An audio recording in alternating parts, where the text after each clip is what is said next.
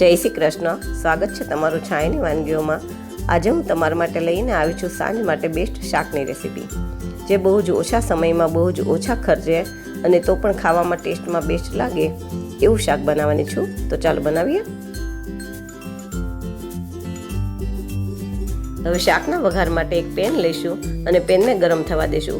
Pen થોડું ગરમ થાય પછી એની અંદર 1.5-2 પાવડા જેટલું તેલ નાખશું અને તેલને પણ ગરમ થવા દઈશું. પછી એની અંદર 1 ચમચી રાઈ જીરું નાખશું અને એને ફૂટવા દઈશું. અમે મેં રાઈ જીરું સાથે જ લીધા છે.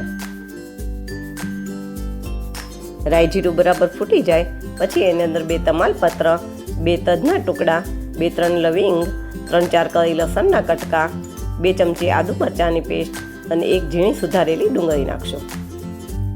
હવે આ બધા મસાલા અને ડુંગળીને તેલમાં થોડો સતળવા દઈશું અને ડુંગળીનો થોડો કલર ચેન્જ થવા દઈશું.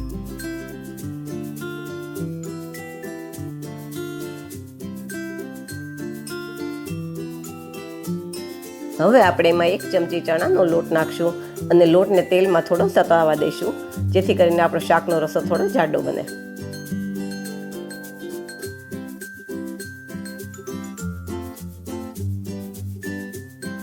હવે મેં આમાં 2 ટમેટાની પ્યુરી કરીને લીધી છે એ નાખશું.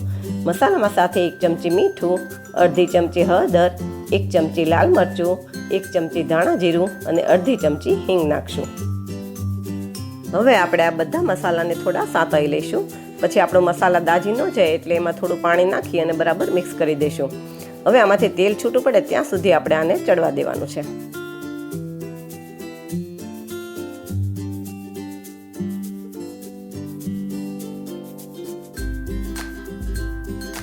હવે જુઓ, આપણા મસાલામાંથી તેલ બરાબર છૂટું પડી ગયું છે. તો હવે એમાં રસો કરવા માટે મેં 1.5 ગ્લાસ જેટલું પાણી લીધું છે. આમાં રસો તમારે જાડો પાતળો જેવો રાખવો હોય એટલું તમારે પાણી આમાં નાખવાનું. પછી એને ઢાંકી અને એક ઉભરો આવે ત્યાં સુધી આપણે 2 મિનિટ જેવું ચડવા દઈશું.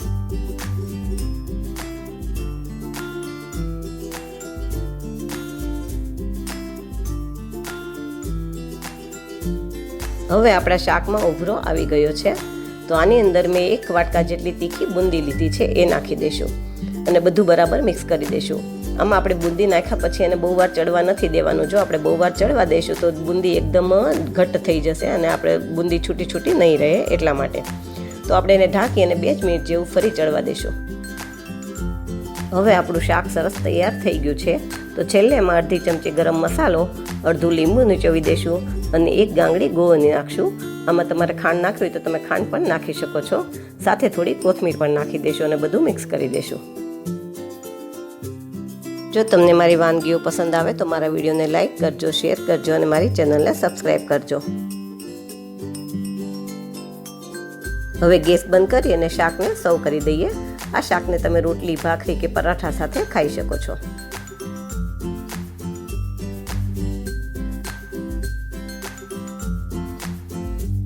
તો તૈયાર છે આપણું સાંજ માટે ચટાકેદાર બુંદીનું શાક.